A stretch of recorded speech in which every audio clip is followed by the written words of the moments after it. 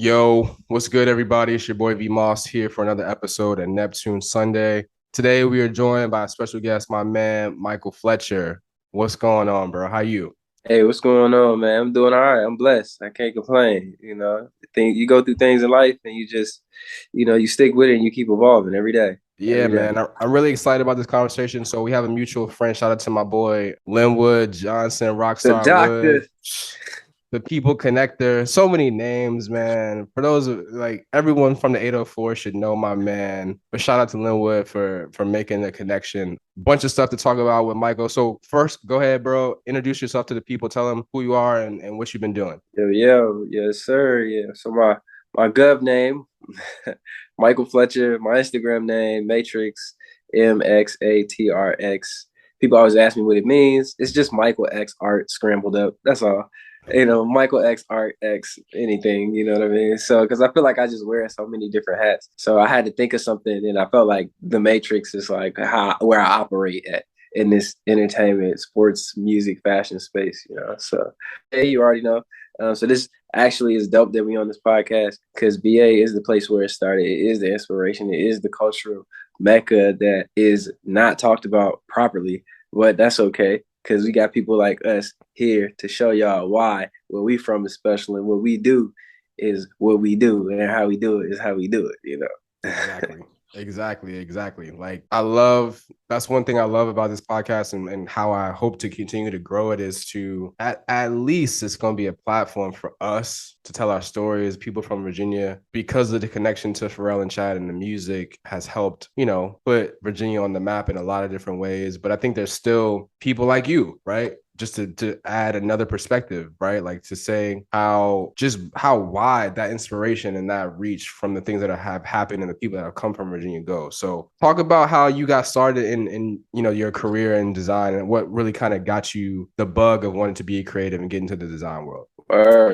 Man, started when I was like 9. I figured out I could draw. I didn't know I could draw up until that point. I just tried one day. I just remember looking in I think it was Double XO Source Magazine, and they used to have like the artist profile photos, and they had Jay, Missy, Ludacris, Aaliyah, who else? Yeah, Jay, Missy, Ludacris, Aaliyah, and Timbaland. I remember those are the first 5 people that I actually drew like with a pencil on line paper, and I was like, oh, like I like this feeling, and then I got into anime and stuff after that, because when we was growing up, we was introduced to the hip hop first. My brother used to always like play me Wu-Tang Clan, so get like a neighborhood Spider-Man. Like that was the one line because I was younger, so he would always say that line. And so I got into and I started, they had the PlayStation game and like so through Oh hip hop, yeah. I was That's introduced like to I art. think a lot of people missed that. That Wu-Tang PlayStation game was a cult classic, man. Like definitely set the tone and laid the foundation for a lot of cool stuff that we've been able to experience in our generation. But go ahead. Nah, I was just you're right, and and I love those pockets. Virgil talks about those a lot, and the pockets are important, but I'll get to that. But yeah, so through hip hop to art, my older brother was an artist, super talented. I wanted to be like him, and draw. And as I started to find my way through doing anime, through drawing, looking at magazines, drawing stuff, because we didn't have like internet in my crib. So like, I mainly had a lot of magazines, gaming magazines, music magazines. So like, we had like I was doing it was the old school way, Game Pro, all that. And that's really how I started to figure out stuff and learn. And then as we got technology, computer, internet, and stuff, I started getting into digital art. Didn't have Photoshop and stuff at the time. Didn't learn Photoshop until I got to high school. Shout out to my old professor, Ms. Wanak. She used to stay back every day, teach me graphic design. She told me one day that'll give me opportunities, And obviously, we are all from the area, and we know that Pharrell was, he was the prototype for brands, having a brand, being an artist, thinking outside of the box, the music, the fashion. He's blending that not the hood image, but he mixed it in with the clips. He Right. showed a different side, like, yo, you ain't got to be street, you could just be cool, talented, and still be around and still fit in, right, and still keep Right. that same energy. For sure. And I felt like I'm like, yo, like, a lot of my family members, the street people, I felt like I was the for real. I felt like I was the creative artsy dude, and like I didn't really want to be street for real. Like, you know, you be around that stuff and it make you tough, but like, you know, you don't really want that to be your personality. So Right. I felt like that's how I identify with him, you know. And I didn't rap or make music, so you knew back in the day you try to do it, you try to rap, you try to do stuff. But like I knew if I was gonna do anything, like if I was gonna be, you know, near a dude, I would have to do it in my own way. And I felt like I did it through art was like the way I was gonna be able to get there. So like high school learning, getting to, you know, draw my own clothes and stuff. At one point started getting my mom's ex, he used to buy me he bought me an airbrush, you know, paint sets and stuff. And I started customizing jeans, Air Force Ones. Shout out to Tim Smith, OG. He was a killer sneaker customizer in the area. You know, I like to show people love, you know, and he basically inspired me and my older brother to really get into that. And I started moving into fashion, customizing clothes, making stuff for my ex at the time, making prom came around. I had the custom vests with the characters that I created on it. People like, hey, you out wearing a tuxedo? Like, nah, like this is the vibe right here. Like I'm looking at early, you know, and early Pharrell, and I'm like, this is what I'm wanting to get my energy around, right? And man, from there, you know, went to college, obviously, and there it kind of opened up these different avenues of like what was really possible when it came to like fashion and art. Right. So having my own clothing brand at the time, it was called Mikey Rocks brand, and that's how most people know me. They know me as Mikey Rocks, right? And I had that clothing brand, and I was really trying to get to that BBC level, like. And I started. That's when I met Linwood, right? And he's like, "Yo, you gotta meet this person. You gotta meet this person. You gotta go to Agenda. You gotta meet Dre Hayes. You gotta talk to Aaron. He's naming all these folks, you know." And I'm like, "Who are all these people?" You gotta talk to Keith, and it's like, dang, like, okay, I need to get into this space. And that he opened me up to like the streetwear side, the business side of it, though. Right. You know, he didn't introduce me to like, oh, there's some cool brands you should try. He opened me up to the business side of it. Right. And I came in at the end of like the streetwear age, like towards the end, but meeting all those people, going to Agenda with Linwood, you know, him introducing me to the people that, you know, the gatekeepers, and, you know, that helped me kind of form my brand and like put me in the space of pop culture. Like he really helped break that door down. And then, you know, from there, our homie Chris, who is also a VA native, you know, he gave me my first big opportunity with Diddy, do a custom jacket. And that was my first time doing something for a celebrity. And then from there, you know, things started looking a little different. I stopped doing the brand, started leaning more into like customization. And I remember, you know, throughout college, interning at RP55, like in Virginia Beach, learning how to make tech packs, learning about the trade show, learning about sales, distribution, samples, packaging, you know, supply chain, like learning those things every day, like packing boxes. Like I was doing that. I was on the ground for 2 years, like just really get my feet wet in that space and growing my brand at the same time. And then, you know, I needed money. So I didn't really want to do anything that was outside of creative, but something that I was more so interested in, like sports. Right. Because I grew up with the athletes in my family. We all love Iverson. You know, we all love Jordan. We all love T-Mac. We all love these different people back in that era. Right. You know, that era of like straight hoopers and sneaker deals and stuff. Like I was always fascinated about Nike commercials and stuff. I always was like, when I got the internet, I was like, yo, this right here, this is crazy. And man, got into sports in college. At the same time, I was interning doing my brand, doing the fashion stuff. My friend Jasmine, she was working for the tennis coach as an intern, and she was like, yo, we need a graphic designer. You want to come? I was like, I don't really be watching tennis like that, but I ain't really trying to be in art school either, because art school, I felt like, and I skipped the part. I went to Virginia State for art. So they had the VCU art teachers running the program. And I felt like I got some of the best education there at the high school. I got some of the best education there. And then when I went to ODU, not to knock their program, but I felt like it wasn't really a fit for me, you know? So I switched to fashion merchandising because I was already interning. So I'm like, might as well continue this. And then the sports, I needed the bread. So I got the internship. It was free in the beginning. I would just go to the tennis games. I would make the scoreboard graphics. I would make these player cards. And at the time, you only saw those on like Behance or like Pinterest or whatever. Like you only saw those things, and ended up, doing a really good job. And they moved me up to the actual sports department, like under the creative director and associate creative director. and a senior designer, and I was just, an intro graphic designer. But I was doing it, baseball team merch, social media. I think I didn't do no billboards. I did a lot of ads for the website. So I was really in the trenches, like creating, and that's what I saw in the lane. Like, oh, I could get out of VA if I stay here, but I can still do the fashion. So I'm just two intern shorty. I'm going to the sports in the morning, fashion at night. Sports in the morning, fashion at night. Go home, I got my own brand, hustling, for years. And when it was time to graduate, then met Puff, got hired at USC, my first job. I wanted to live in New York. I didn't know about California. I'd never been there. I wanted to live in New York City. Like, I felt like that was the fashion place. That's where I needed to go. I try everything. I need to go to NYU. I'll stay in the boarding, like whatever. I'm trying my hardest to like get to NY, dog. And God was like, nah. Nah. I applied for USC, my first job ever in California, got hired. I was like, what? I never even been to California. They was like, yeah, we need somebody like you, man. We looking for sports creatives that are, that understand merchandise. And it was wild because I got that job because they like my t-shirt designs. Gotcha.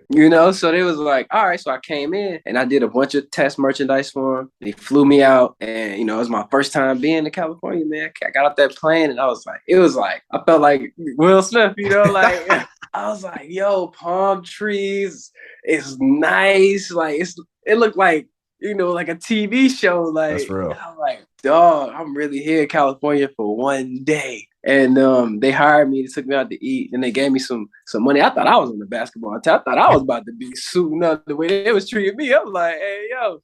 And that night, Chris, who had got me the opportunity with Puff, man, he took me to a party. It was Kylie Jenner's birthday party. Travis was there. I met all these different people. And that was the first night. And then I had to fly to VA like the next day. So I'm back crazy. In VA. And I'm like, nah, this ain't it. Like I was literally just in the mix. And then from there, man, I moved here and then, the rest is history, man. That's dope, man. And I think that's like it's really dope to hear you talk about how that's some straight God's plan stuff. You know what I mean? Like being able to pursue two passions that are going to help you move in the same direction, but still have your own thing that's also still affiliated, that you're still developing skills and developing a resume and developing a portfolio of stuff that's actually all affecting you moving towards what you want to do is just like ideally what I think any of us want to do is to be able to find something that we love and then pursue that passion, but also figure out a way to at least do some of what we care about doing at the thing that pays us so we can actually feed ourselves, right? You know what I'm saying? Like just having that balance and like to be able, I think obviously like my advice to anybody is like the earlier that you can try to find that is the better. Like the more that you can put that time in and really be committed to the grind and understand like, you gotta do the work. Like that's really what it comes down to. You can't run from it. And so, it's dope to hear. So talk to me about your, like, how did you like working in college athletics? Yo, so it was fun, man. Obviously, won some championships at USC, you know what I mean? Yeah. It ain't nothing like that. So it's like at ODU, it was a small market, obviously, right? Like smaller market. It's not small, but smaller than USC, right? And, I didn't really touch a lot of the big stuff. But they gave me like cool stuff to do. Like I was responsible for like making the tennis team look cool. So they gave me some responsibility there.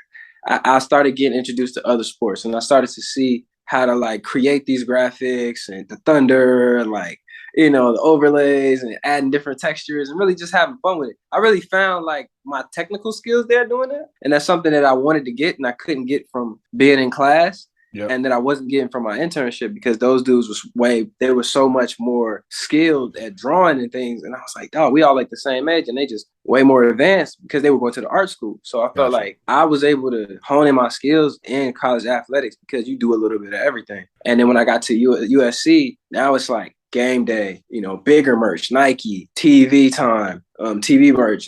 We got this star player. We're pushing him, JuJu, to go to the NFL. And also, JuJu was a star wide receiver. And now, it was creative director. So like all of those parallels, it was like I was meant to be in that at that school, like that school. And however people feel about USC, right? Everybody got, whatever but they was able to take me out of a situation in Virginia and put me in LA and really take care of me where I was good. Like, right. I'm going to every game. I'm doing the graphics. it opened up opportunity for me to go work at Adidas. It opened up opportunity they offered me a situation where I could go work at Nike. Like they were like, it was like a family, you know. I really appreciated that, you know, and it really hurt when I was leaving because I felt like, you know, I was betraying them, but like I just needed something more creative that they couldn't give me. But it was an amazing experience too. Every week I'm seeing the games, I'm watching this develop, right? And then you get the championship. I got a championship ring, you know what I mean? And your name on the poster. Like I got a championship poster over here, 2017 Rose Bowl championship, Rose Bowl ring, my name in gold. JuJu's up there. I got him to actually sign that. That's and dope. It was just like full circle moment to like go to Adidas, do my thing on the TV show, design sneakers, come back to LA, and then like boom, you know, this guy that got drafted went to the NFL and I watched ascend that year, you know, to be able to come back around and work with him. So I feel like sports and fashion, like they just go together like in a way that people haven't seen it yet. Because when they look at it, they're like athletes, you know, cheesy merch, whatever, right? Like. But it's like, nah, it could be cool. Like I was lighting up that USC merch, like, you know what I mean? Like it was looking real flavorful. But it's like people don't look at it like that. I treat each medium as its own message. So like when I was doing stuff, I just wanted to, you know, think about like, yo, what kind of cool stuff would I want to buy from the bookstore? Right. You know, or like when you at the game and it's like you predict you doing like 5 different score graphics because you don't know what's about to happen. You about to lose, y'all about to win, like. You know, you in the press, but like it was an amazing experience to be a part of that. You on the field, you seeing it, it's the celebrities and stuff, and it's like, damn, yo, like even though it's college athletics, it was like on another level, you know. So I had no regrets or anything bad to say about USC. You know, it really did change my life. It really did open up opportunities for me to live in LA, have access to different things. I even met Snoop. Because I was working at USC, like I met Snoop and it was a premiere, and one of my friends at the time, she took me to the event, and Snoop was, you know, smoking on something, and he was coming down. I remember he was coming down the stairs, you know, and it was just like this moment, and I'm like, yo, this is really Snoop. Like I'm really from Portsmouth, Virginia. Like this is really Snoop Dogg right here. Like. He's like, what's up, nephew? And then, you know, you always hear that. You always hear it. And the fact that I was like right there. So I was like, man, this is my opportunity. He's like, what's up? Where you from? I told him I was from VA. I was like, I work at USC. He was like, oh, you work at USC? Oh, you somebody I need to know. I was like, word, we here. So he gave me the blunt. And I remember he gave it to me. I hit it. Then I put it out and I put it in my pocket because I wanted to save it for future references.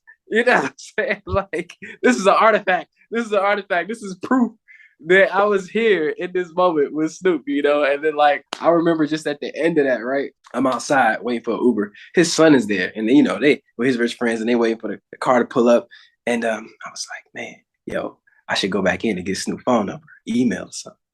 And I was just talking to myself. So I cancel the Uber. I go back in there. He's up against the wall smoking. And I remember just walking up to him, bro. Nervous, bro. Because I was like, I got to take a chance. Like, what I'm going to do? Right. And I remember just saying, like, yo, can I get your email, man? Or like, something, man. You know, like, we can keep in touch. He looked at me, you know, hit the blunt.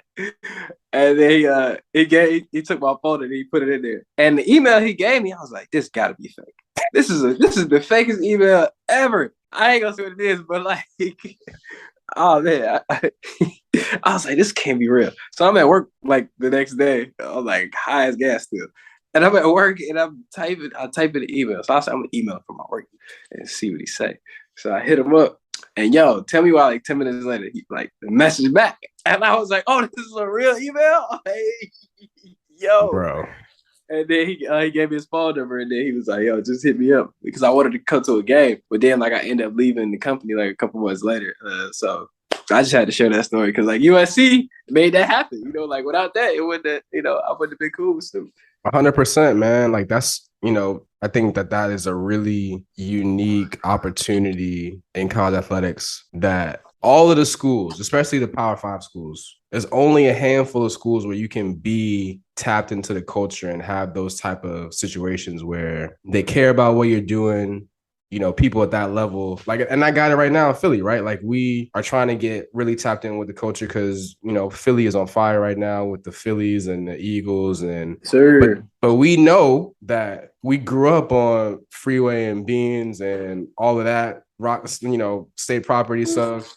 You know, we grew up on Cassidy, and obviously Meek is, you know, crazy, and Uzi, like all of that, is important to us. So like figuring out ways that we can tap into that is like a unique opportunity that places like Temple and places like USC and places like, I mean, obviously UCLA too, but then places like, you know, I used to work at Georgetown too, was the same similar vibe. Like you can't get that in some of these Power Five schools that are in the middle of nowhere. Right. So like, how can you be creative about how you tap into that energy? Because at the end of the day, the city and the culture is going to show you love if you show it to them first, right? Like they're going to be down. Like if you do it in the right way, you can do it. But the key is that people like us got to be in the room to make sure that it's done the right way, Yes. right? To make sure that it's authentic, to make sure that people are having this conversation, to be able to say like, you know, this is the person that we should be talking to, like, you know, understand what this brings to the table, what this is going to help us do for our, you know, for the brand that we're trying to push forward. And just, I think it's a key, man. It's a key part of success in our roles. And something else you talked about in terms of like,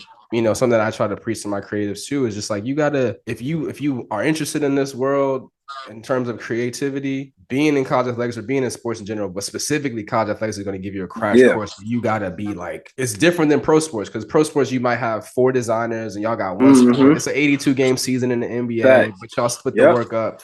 Compared to what we doing, we got 5 sports happening at the same time, and they all are different. 7 days. You know what I'm saying? They all got different vibes of their team. You know, all the stuff that they got to do. And we might have 2 designers for 18 sports. That's and we got to keep, you know, we got to do all of that. So I think there's a huge opportunity for people that can really learn and really sharpen their claws if they want to get dirty. You know what I'm saying? Like to really build that muscle to really go out and do exactly what you did, leverage it, like enjoy it. You know, I think a huge part of what you said too with JuJu is like, I think the really difference between pro and college is like, we get to know these kids, man. Like we get to know these kids, and you never know who's going to be the next JuJu. But at the same time, you know, I think just being more connected with them in the roles that we have, they might not be JuJu on the field, but they might have some ideas to be JuJu off the field, or like they might be interested in what we do. Like they might be doing their own clothes, and like, yeah, I might be the 5th string wide receiver, but like I got these ideas. Can you help me? Right? Like, of course, help me talk through them, or like what I need to be thinking about. You know, I want to make sure that I leverage this time, especially now with the NIL stuff, right? It's about especially now opportunity, with the NIL. Man. You got this opportunity for 2, 3, 4, 5 years to be elevated on this platform that people actually care about you because you're associated with the school, and now you can actually take advantage of it. Like, go. Like, let's run. Like, what do you want? Ask me questions. What, like, let me let you talk to Mike Rocks. Like, let me let you talk to whoever, so you can just understanding that it's like, that's kind of been my messages when I'm talking to kids. Is like, you got to understand that this is the opportunity now that you have to tell people who you are, but what are you outside of ball, men's basketball, soccer, whatever your sport is. But you got to be intentional in how you tell that story and you move in that direction, because the window's going to close and you better hop through it before it closes. Like, this is the time. And that's really what it comes down to, man. So I remember like following you because of Linwood, and I don't know when I got connected with you on social, but I remember you being at USC, and I was like, yo, I got to talk to my man, yo. Like, we got to talk about this college, like, because it's really a unique opportunity, and I really have loved my time in it. It's obviously got its challenge, just like any job, right? A job, you know, for sure. You know, a job is a job. And sometimes you're gonna be like, I hate this job. But then there's gonna be some times when it's like, yo, this is so amazing. I got to do some really cool stuff. So yeah, that's shout out to everybody in college, like especially the creatives, man. Keep your head up. For sure, especially social media marketing too. Like if you want to get started in social media, go to one of them big schools and do social for the program. I'm telling you, it'll open you up to all of that, because analytics matter. You know, sometimes, like you just said, like the battles we go through with the coaches, like, hey man, you know, can we get a little more love on our graphics? Because we ain't getting, y'all not really promoting this girl. We kind of need, like the in-between stuff and those conversations, like people not, the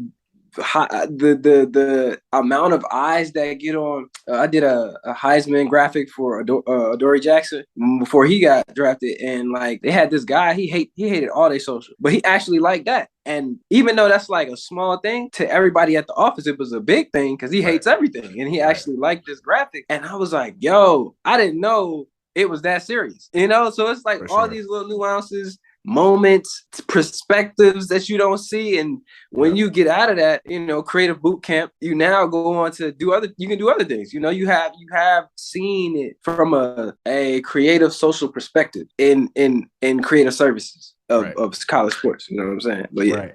In that creative boot camp, you will have the conversation that will make you understand the business side of it too, right? Like I have conversation with my crew all the time about we are constantly trying to establish the trust, because I think we live in a world now where I think everyone consumes the media and the content so much that they think that they know more about it than they really do. 100%. Like, having that trust to say like, hey, like I like this is this color for a reason, or like this is, we're shooting this photo from that, or like just making sure that we have those conversations, but understanding at some point we're not arguing anymore, right? Like we're just gonna say, okay, cool. We got to prioritize. We got to pick our battles. We got to understand, prioritize our time, be efficient with our time, because we got 18 other things that we got to do.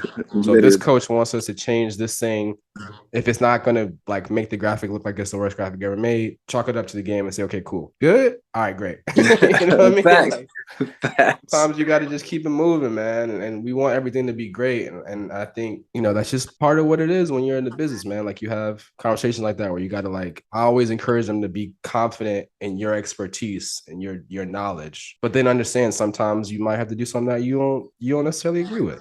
Compromise, man. You got to give up something to get something, especially in that arena, because it's a lot of people who want things. Right. For so many different reasons. You know so many different reasons. You know what I mean? So it's like you got to play this game where you can say no to certain stuff that makes sense, but other things you kind of like you can't really. You got to be flex, and that's okay. And then because after that, to get into the meat of the game, I started doing a lot of free stuff. The power of free, and people don't understand that part of it. Like, dang, you do all this stuff for free, but it's like you gotta understand.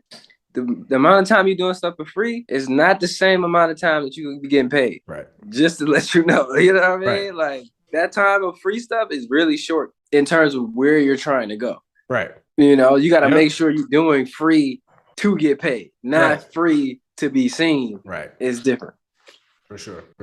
So you talked a little bit about some of your projects with some celebrities. Talk about your favorite. Like I know you got the Diddy jacket, Masterpiece cereal box, stuff from my man DWade. I'm a Miami Heat fan. DWade, Tyler Hero, shout out to them. But talk about your favorite and kind of talk about how that specific project came to life. Oh man, I want to say this one. It's kind of controversial a little bit. One of my favorite ones, I ain't gonna lie, it's in the top 5. Was working with Travis.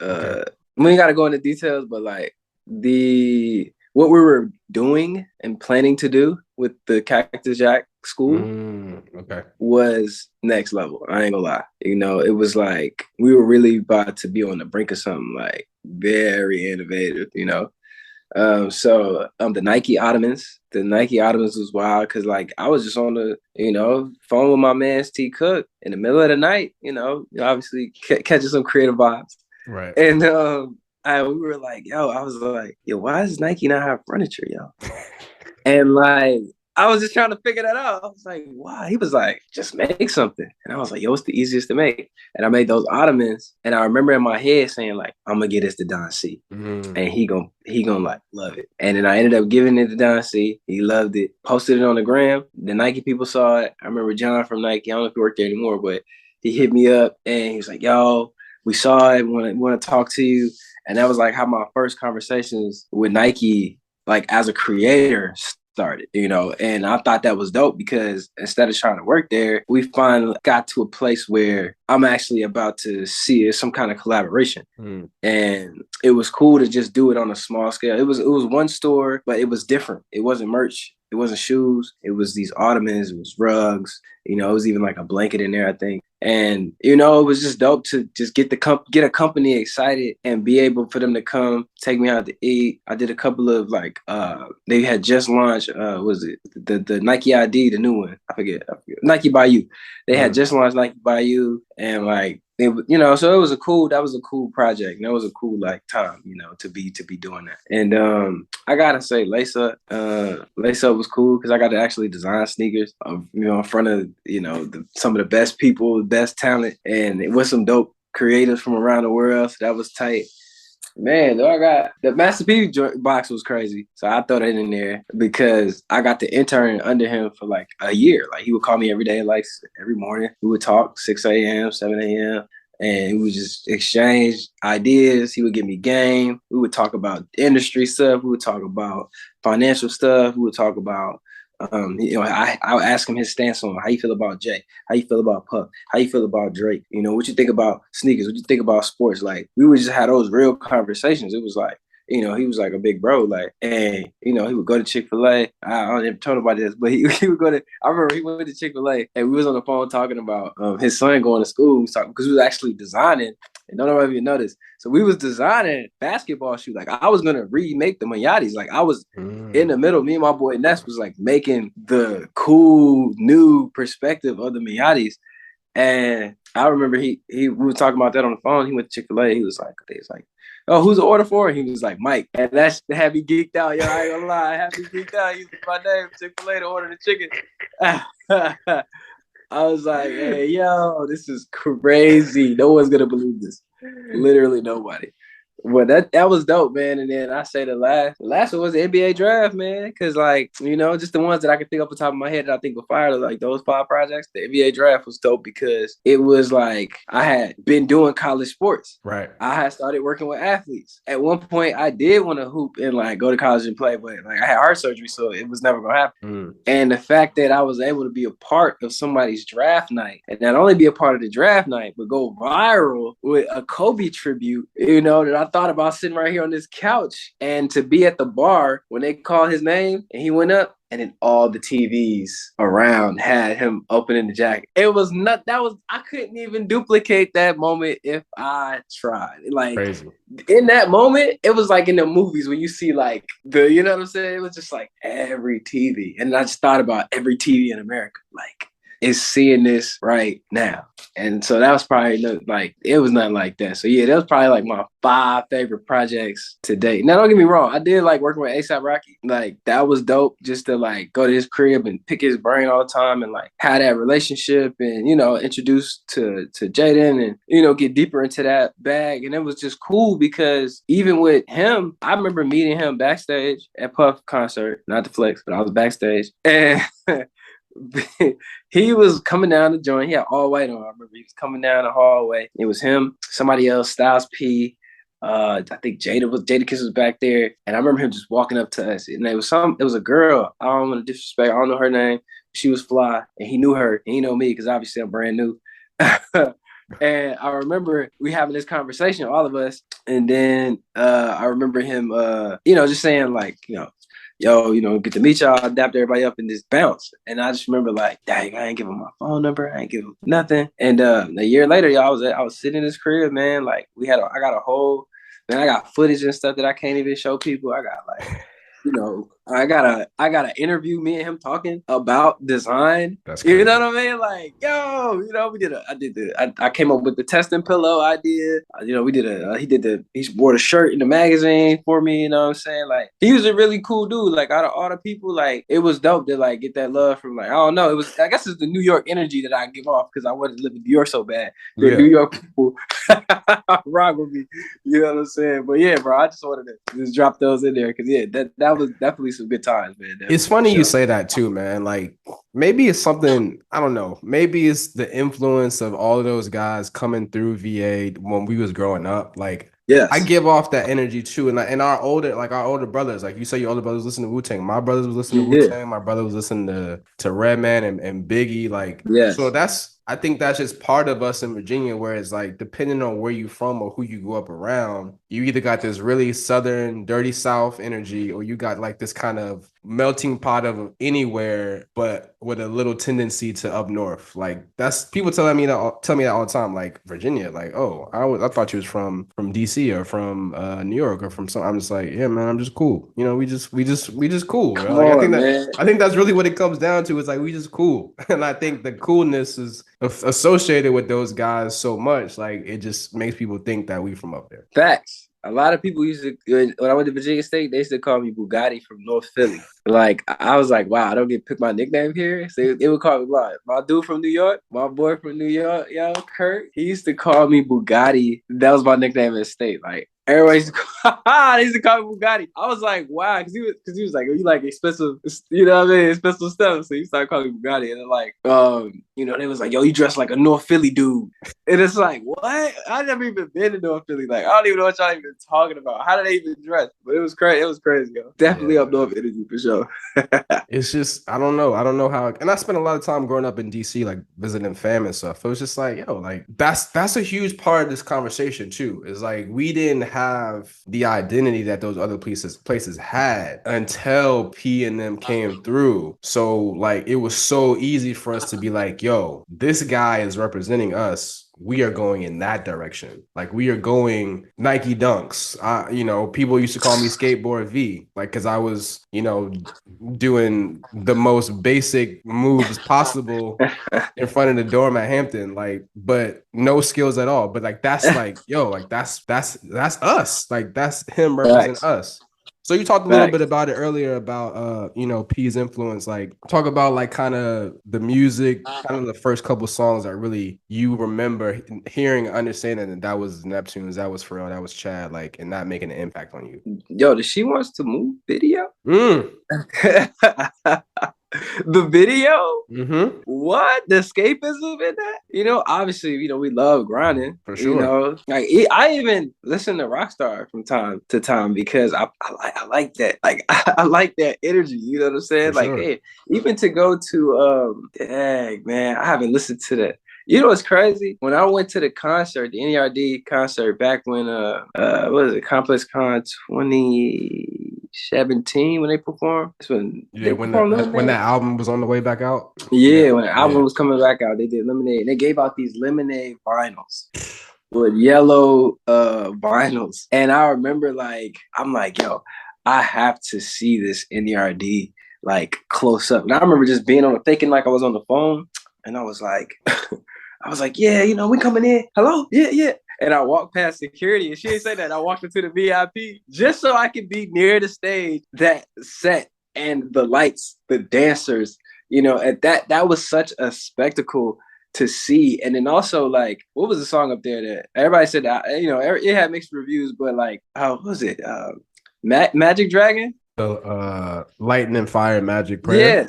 Yeah. Yes. Lightning Fire Magic. Yes, yo. That joint, yo. The breakdown, I feel like if the second half of that song was the whole song, oh my god, but it was still fire regardless, you know. Yeah. So like even just going back to like it's another song. Dang, I ain't listened to it. You just brought back some huge memories just now. What song is it? I can't even remember the song exactly. But I'm gonna have to let you know. I'll talk because I know we got top. It's a nerd song? It's an NERD song, and dang, it's like I don't know if it's a deep cut, but like I'm like I can see the album cover, but I'm like blanking on the song. But I'm singing the lyrics in my head, but like I'm trying to figure out the name of which album song. is it? I think it was In Search of. Is it In Search of? In Search of the first one? Yeah. So you could probably be talking about Tape You or Run to the Sun. Run to the Sun, my God. That's why we on the same frequency. That's it. Yo. Run to the Sun is a vibe. Is a vibe. Positive energy, man. Bro, what? That joint is just so smooth. And then like it was so personal and like I could tell it came from like some real, like a real experience. Yeah. You know what I mean? Like we really felt that. Dog, I was singing it in my head. I'm like, I know he gonna say it. I was like, it gotta be. Because there's only so many songs that's like that. When you like, damn, that's an introspective like P. You know, like this wasn't the rest of the people was getting, but it was almost like one of the moments that kind of happened and he was like, oh, I gotta get this out. You know what I mean? And I felt that. So yeah, bro, like it's man. Well, Abby had this I got an NERG jacket made. Crazy Pharrell story. Here we go. So, I'm getting every year Complex Con. I'm like, all right. So I've been at probably all of them. I think I missed one last year because I was at in Houston. But I remember I got my homegirl Koi to paint an NERD jacket with the red husky on the back and the whole joint on the back of the jacket. I wore it to the Complex Con because I'm like, all right, we're gonna be here. I already know. I'm gonna get him to sign it, see it. It's gonna be lit. I'll take a picture. You know what I mean? Like I had it all mapped out in my head. I'm with my homegirl. She's shooting for a complex. She has a schedule of where everybody's going to be. She's telling me where everyone's going to be. It didn't register to me that she knew where Pharrell's going to be. I never thought to ask. I don't even know why. Like, it was crazy. My whole intent that day was like, I had this jacket on. So I'm like, damn, I'm going to see him. I'm going to see him. The whole time she like, 2 Chainz going to be here at 2 o'clock. You want to go over there? Never registered in my brain, yo. So I'm waiting at the booth. So we ended up, I was working with Rocky at the time. So we had a booth by J Balvin's booth. So, and I knew they was together that day. So J Balvin had this dope ass airplane. It was like an airplane theme, airport theme booth. It was dope. And I remember I had entered a sneaker design competition at the Puma booth right behind. So I'm like, all right, I see all the kids gathering around the J Balvin joint. This guy I met, he's like, yo, you can come to this J Balvin booth anytime. Let me know. I got you. I'll get you in. Completely forgot about him too. So I basically forgot about everything because I was so zoned in on like, just me meeting Pharrell, and I didn't use my assets. So I ended up making it to the second round of this Puma competition. I'm like, so they text me and they're like, everybody come to the booth. I'm like, no, people are coming over here. I'm like, Pharrell's go probably walk past. So I'm trying to stay, and I'm like, all right, I'm about to just walk over there. Soon as I go walk away, pick up Pharrell, like walking, they all come, right past the booth. I'm like halfway to the Puma booth, and I'm like, what the? So didn't see the jacket. Fast forward like 3 years. I'm at work in that network with Aaron, who's friends with Pharrell. And this is one of the people that Linwood said I had to meet, and now I'm working at his company, right? So like that whole list Linwood gave me, I check it off. I met everybody on that list. Every single person that was on that list. Like every person, I met them all. And I worked with most of them too. And he was there. He was walking past, and I was on the computer. I was senior creative at the time. And I was like 2019. So I was on the computer, had the jacket on, working, cooking graphics. So he walked past, and I just, how you just kind of, people, you see people out of the corner of your eye, you kind of, I was at a stand-up there. So I just kind of looked over and I seen him. I was like, yo, what's up? And then he was like, came back in and was like, yo, Jack is dope, yo. I'm like, yeah, man, I got it made a few years ago, man. I wanted to show Pharrell, but it just never happened. And he was like, really? Man, so he stepped back, took a picture of it, and he texted Pharrell, like, while we were standing there. That's crazy. So everybody in the room was looking like, yo. So we were all like, I'm like, my spidey senses is going crazy. Like, I'm like, tweak it out. That's crazy. So I'm like, yo. So he texts, and he's like, all right, I sent it. So he go see it. And he was like, so he comes back like maybe like 30 minutes later. He's like, he ain't sent nothing back yet. I don't know if he likes it or not. I was like, all right, I mean, whatever. You know what I'm saying? Like, whatever. So like maybe like 2 hours go by. I go to lunch. I come back. So I'm working, and then he just shows up beside me, whips out the phone, and then Pharrell sent back fire emojis. Yo, I was like, let's go. He was like, that's dope. And I was like, yo, finally, after 2 years, he got to see this. Not the way I wanted, right? But he still got to see it. It's going to happen the way it's supposed to happen, man. It's going to happen the way it's supposed to happen. That was crazy, because I remember that day I had put it on. I was like, fuck it, I'm going to wear it. And then I went out and I went to work, because I was literally about to take it off. I remember I put it on. I was like, they might be hot. And I was like, I'm out.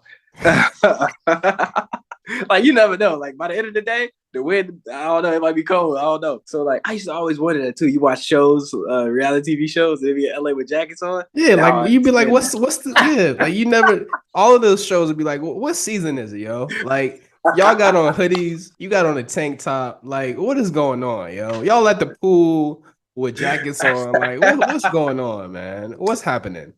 I finally get it, yo. It's the areas. Like, it's 10 degrees hotter and cooler in different areas. I was like, oh, okay, this is why. Because even when I went there, when I first got here in the summertime, when like 2016, it was brick at night. I was like, yo, it's kind of cold, because it's like the desert. So yeah, man, that's my Pharrell story, man. That's dope, man. So you mentioned grinding earlier. Just talk about 20 years ago, Lord Willing came out. Just talk about how that album specifically impacted you. It's very special to people in our age group, what that meant to us. So talk about your connection to Lord Willing. First of all, they wasn't around. First of all, when they were showing them videos, we didn't have cable. So that was like a bootleg video channel that like I had to watch that video. You know what I'm saying? Like I had to watch that joint. And like it was just like a moment. And like it was so creative. And then like you go to, one person with the fork and the spoon in the, in the you know what I mean, on the table. And it's the whole thing. Knuckles on on Knuckles, yo. And it's like you couldn't go nowhere without hearing that or that joint breaking out when it was time for a beat. And even like the whole ambiance around it, how Pusha was even spinning it, how Malice was coming in. It was like a movie. It was like a movie. And like when you watch that shit, you from VA with the Squires, like when you watch that, it was so VA, bro. Low key, like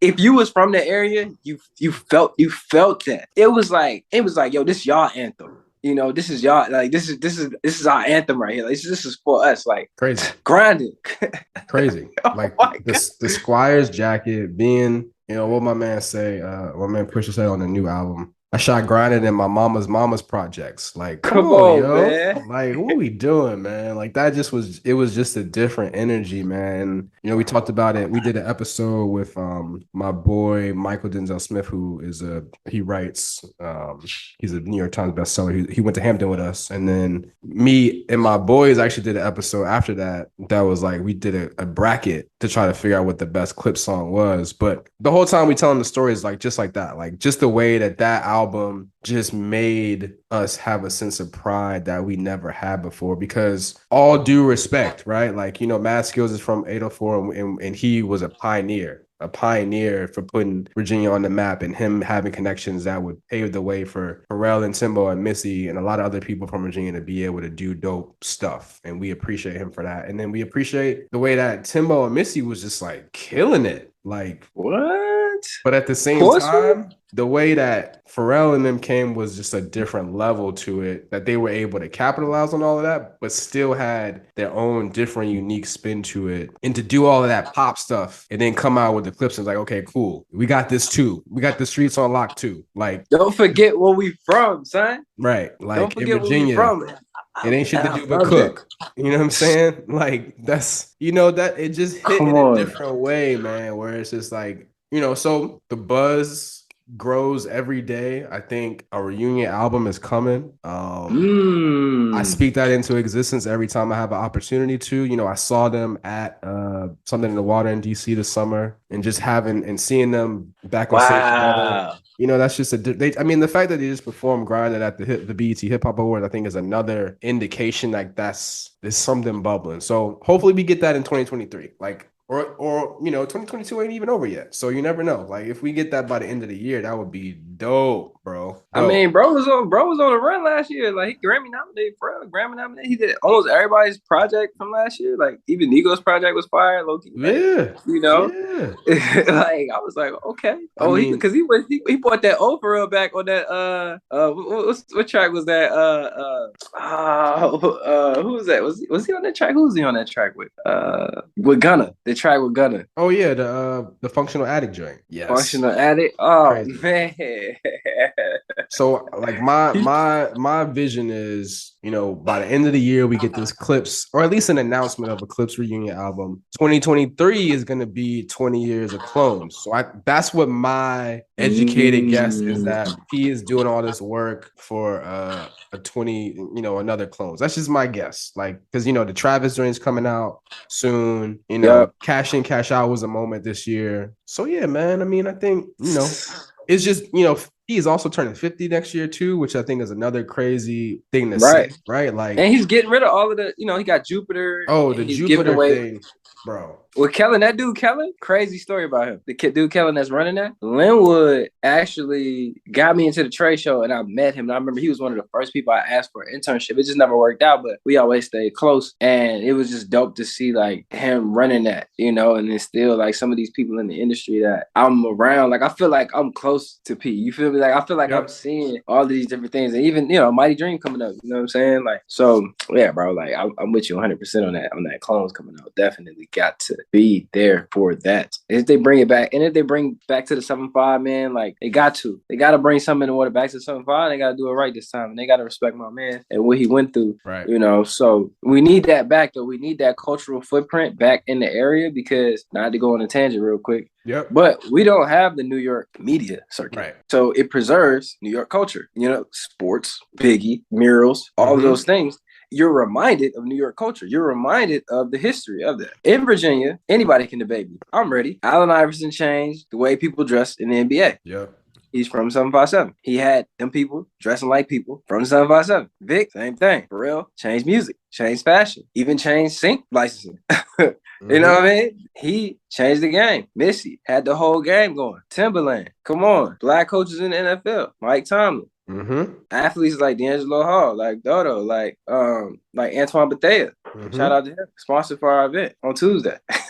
You know, shout out to all of the people that created Perry Ellis, fashion designer. Right. Portsmouth, Virginia. The way Virginia has shaped culture, period. Even Master P saying he used to come to VA. Jay dribble down in VA. We got to see that on stage, in the rain, on the beach. People can't tell me that VA culture changed the entire multiple industries, but it's not bottled up and it's not talked about in a way. And I feel like, and I don't know if you or anybody else, y'all want to get down and create this documentary and really show people, this right here, this is where majority of all of this stuff started. It looked like costume wear now, what y'all wearing for Pharrell and stuff. It looked like costumes. He said it. Y'all wearing Pharrell costumes now. Y'all wearing these things that was our fashion, that was our look, that was our staple. Yep. And now it's a costume now to people. But that means that it lived longer and it wasn't a trend. You know, that was legacy. That was a moment in time. You feel me? So I just had to say my piece on that. And every time I get to speak somewhere, I talk about how Virginia culture changed a lot of different things. Like, I don't know too many people that's doing the stuff that I'm doing. Like, I feel like we are, Chris, yourself, Linwood, man, my man, South Beach. I could go down to many of creatives, Chris, Jay, all these people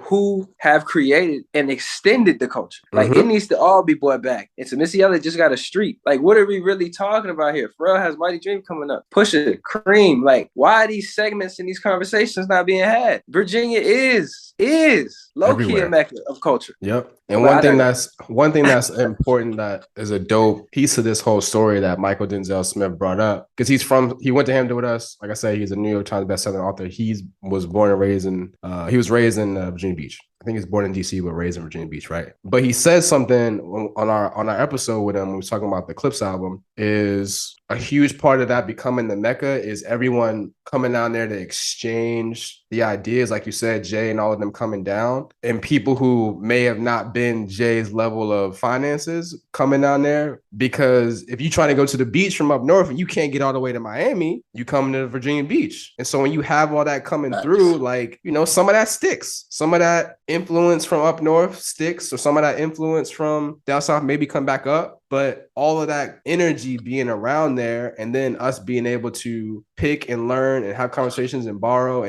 but still make it our own, because that's where we live at. Right. I think that's a huge part of it, is us having our own energy, but then understanding that, and I think that's what is making the world understand, is that people used to come through here from all over the country, bro. Talk about it. So yeah, that energy is there. Like that connection is there that people have with us, and that helps us to share that with the whole country, right? Like that helps us to, that helps just spark a relationship with Timbo and Pharrell and Jay, right? Like, because that familiarity with Jay being from New York but coming through Virginia is there, and like that helps us, just all of that energy. I thought that was a really good point that he made in terms of understanding the geography of not everybody can make it to South Beach, but if they want to go to the beach, they come to this 557. So they're absorbing that culture, but also leaving a little bit behind, but still absorbing it from a way that they'd appreciate it. And that helps us to make Virginia what it is too. Facts. No, it's facts. It's facts. And we got to tell that story. We got to tell that story, yo. It has to be told somehow, some way, somewhere.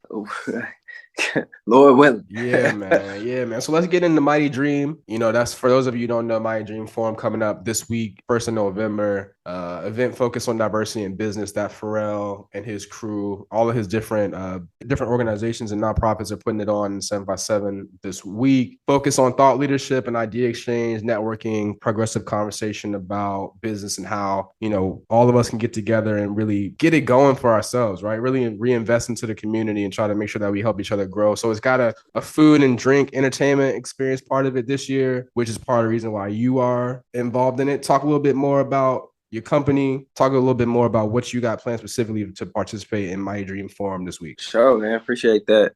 So my company is called Drinkicks. We're a sneaker themed beverage company specializing in pressed juice at the moment. Basically what we're doing is, we're promoting Drinkicks.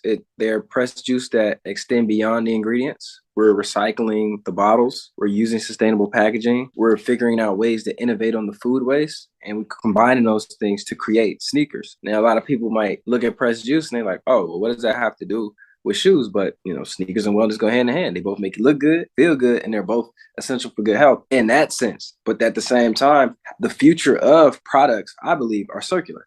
E-waste, where people collect computers and they break them down to either take the precious gems out or whatever to recreate more different things, batteries, whatever. I feel like with plastic bottles, Adidas and Nike are doing, they're creating sneakers out of it. But no beverage companies are doing that. Like Kith will collab with Coca-Cola 100,000 times, but it's usually brand, channels, consumer, waste, or recycle. Right. There's no circular loop where it starts with you. We grow the food. We're introducing fresh products. We're introducing recyclable products. And then you're able to see that be recycled, be broken down, and be created into something new that can also be broken down and start the whole loop again. Gotcha. So really bringing that circular economy to light, people of color. Like you don't see a lot of people talking about that or talking about using products to create new products. So I think we have an interesting hybrid model that has garnered a lot of attention.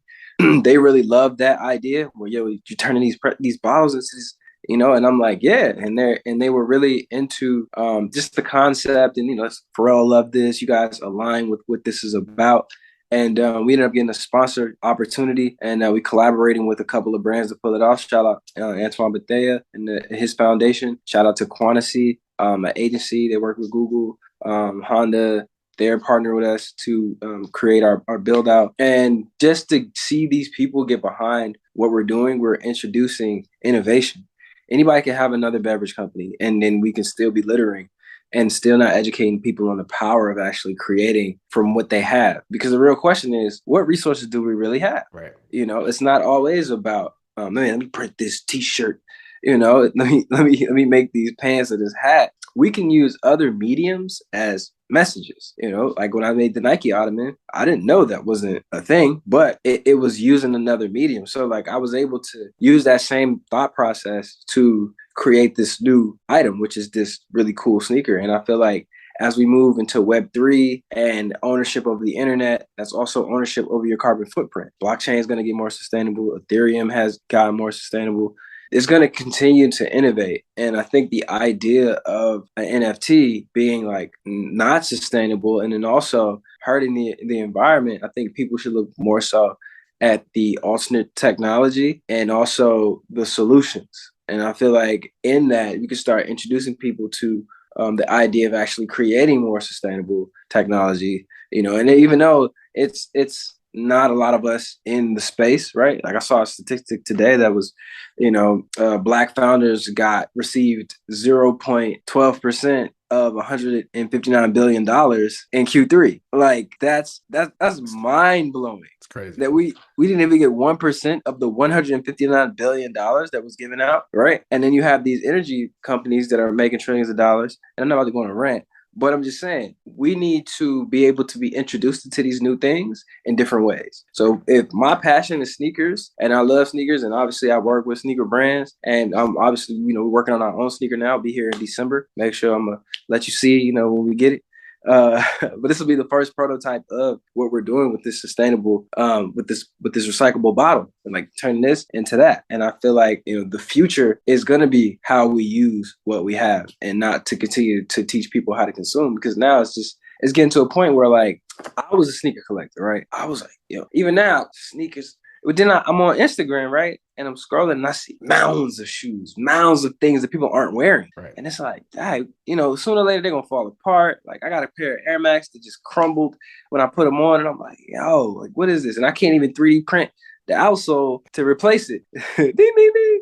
But like, you know what I'm saying? So I'm like, yo, this is, I can't really condone more consumption, because I'm starting to see like, this is really hurting the planet. Even when I walk around LA, I'll take pictures of shoes that are just laying out. They're not going to break down. They're not made of any materials that can be reused. It's just straight leather, and you can grind them up. You can make grind and create something new, but like they're just out there now. It's not going to break down into the grass. It's not going to break down to the earth. You can't take that apart. So, we pride ourselves on our packaging being sustainable, having seeds in it so you can plant the box, having the shoe, well, most of it you can bury and it breaks down. You can recycle the rest and make something else. So I'm just in a different place creatively, and I feel like, you know, the forum is an opportunity to introduce this, and we have a lot of interesting people that, you know, want to collab. I got some announcements coming, you know, and it's exciting to just be a part of this and be a business in which we are going to open a location in Norfolk, Virginia at some point. You know, I'll keep you updated on that, but also in other areas to really push this. And I'm just hyped, man. I'm just excited about the innovation of it all, right? Like being able to show people something new. Yeah, we're in the food and beverage, but who said sneakers isn't a part of this? Look at how many sneaker food collaborations there's been. People don't even know. Virgil had a press juice with Off-White for Fashion Week. And he wanted the press juice because people get thirsty walking around Fashion Week. So he created the press juice. Matthew Williams did one with Givenchy. So like fashion, that's been a thing, but it's not at the forefront and it's not promoted. It was like one article on that. It was like one article on that, you know? So like finding these niches, that's why I'm always reading and like putting things together, because it's like you never know how you can use your tools and use the internet. So, you know, I'm just excited about the opportunity. I'm excited to see P, you know, obviously in person, and also the rest of the business that's gonna be there. I got homies that's gonna be popping up too, and you know, I'm looking forward to just the experience, man. I'm flying out in a few hours to go to Virginia, so I can be there early and get the energy of the city. You know, it's amazing, man. I feel good, man. It's our first pop up. It's our first collab with a big brand. It's our first everything, and it's cool that people love the brand and they ain't taste the juice yet. So, yeah, I really focus on that, though, the brand. And that's something that's important, too. Is like when you start in a company or a business, the branding, it'll speak for itself. The story will speak for itself. And then the experience comes after. And that brings people back, you know? So, yeah, man. Can't say enough about the opportunity. It's dope to hear you explain that, man. Because at deep down at its core, yo, us as creatives, like we're problem solvers, right? Like I think that's really what it comes down to, is us being creative and trying to figure out our art solves a problem, right? It expresses something that needs to be told, or like tells a story, but also like to be able to be creative to actually solve a problem with your art is like, bro, like that's dope to hear y'all explain that. Like didn't you probably know this better than me, didn't Leonardo da Vinci invent the helicopter or something like that? Like that just seems he had some sketches of like helicopters back then. Like back then he had like Mayan stuff, and even like the Incas and the Mayans, they all had like flying machines. But they were just trying to innovate where they were with what they had. Right. And I feel like that for us as humans, like let's innovate with what we got, where we at. Right. You know what I mean? Yeah, man. It's a lot going on in the world too. And so like we gotta be creative, man. I think like that, all the stuff that you just talked about, and how I think the circle is important, man. Like the resources, at some point they're gonna be finite, right? So like we gotta really figure out, you know, at some point, if we not trying to fix the problem, we just making it bigger. So literally, you can now grow certain vegetables and plants from asteroids. So tell me again why people are going to space. Is it because, you know what I mean? Like, is it because they want to go, or is it free money? Like, I don't know. Right. Maybe I'm a conspiracy theorist. I don't know. You know what I mean? But it's like, I see it. It's like, God, man, like they're innovating at such a high rate, and also expanding. Right. And it's like, yo, where we at with this? Like, where are we at with this? We need to be a part of this innovation. This guy, I was reading an article I posted on Instagram the other day, said the clean energy business is exploding, but where are the people of color? Right. Why are we not in the energy business? Why is it that a black woman is the reason why we can go to space, but we don't have a black space station? Like, I don't understand. Like, you know, I feel like these conversations need to be had. And even if they're not, yo, let's start a whole industry, son. And like, we ain't got to do all that. It could be micro experiences. Right. Just micro experiences to let people know, like, yo, we here. Right. Little stuff here and there, pop up, maybe get somebody to show us some love every now and then, but we still... But it ain't about that. I think that's the other thing that sometimes gets in the way, is it ain't about that big, I need to be seen. It's more like, let's just be ingrained in the work, and then all that other stuff will come. And if it don't come, if we feel comfortable that we're doing the work and the work is making an impact, we got to be good with that. We got to be able to say, you know, and that applies to anything, right? Like if you're doing the work and you feel fulfilled and you know that you're making an impact, like it ain't about the fame and the money and all of that. All this other stuff, that's a distraction. It's like, yo, let's just lock in and figure out how we can continue to make a positive impact and contribute to the world. At the end of the day, that's what it comes down to, man. We just need love, good energy, man. Like just trying to make it happen. love and peace and love and respect for everybody, man. Like, and respect for the earth. Like, definitely respect for the earth. Even like I learned something. I went to Detroit September for the Black Footwear Forum. The one of the heads of GM was there. She's like head of global design. There's only one other person over her. Global design, like Black woman. Somebody told me that one of the issues was who's going to be next. And it's not that it's not available people, visibility. You wouldn't even know that she was a Black woman that had a global. Like, what? Right. But it's not introduced to us like it used to be. It used to be introduced. Now it's like, yo, everybody going to shipyard, everybody, yo, where you got these retail jobs. Like, it's like, no, it's real innovation. I know some of these hungry creatives that just need to get molded and be pushed in that direction. Like, yo, it's gonna be tough, but you want to be visible. You know, it's room for you. You be strong. It's room for you. Don't let these people shrink you to these entertainment things. No, granted, yes, they entertainment, sports entertainment, all that. It does open you up to a variety of things like advertising, marketing, TV dollars.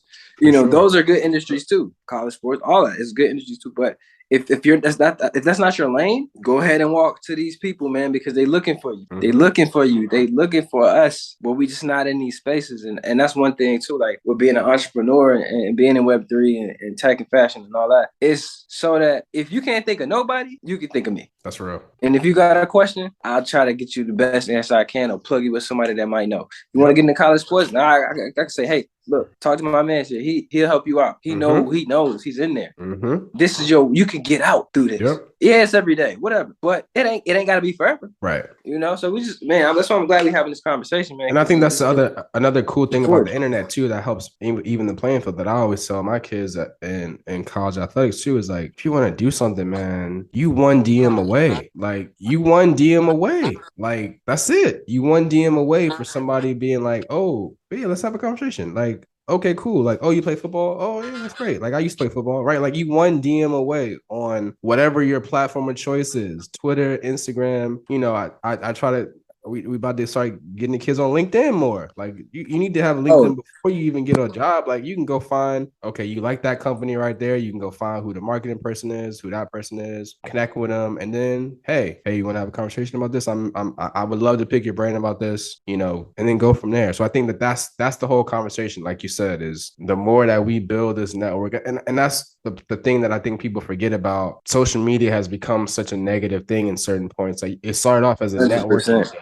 The networking thing. You are connected to people that other than social media, you would have no chance of ever meeting or talking to. So use it as a tool more as a distraction, right? Like, use it as a tool for you to be able to say, like, that's how I got half the people on this podcast that I don't even know. It's like, yo, like, worst thing that they can do is not answer you, or they can say no. And what does that really mean? It don't mean nothing. It just mean they don't know. That's it. LinkedIn the real gram. LinkedIn the real gram. That's real. If you want to get somewhere, the real gram.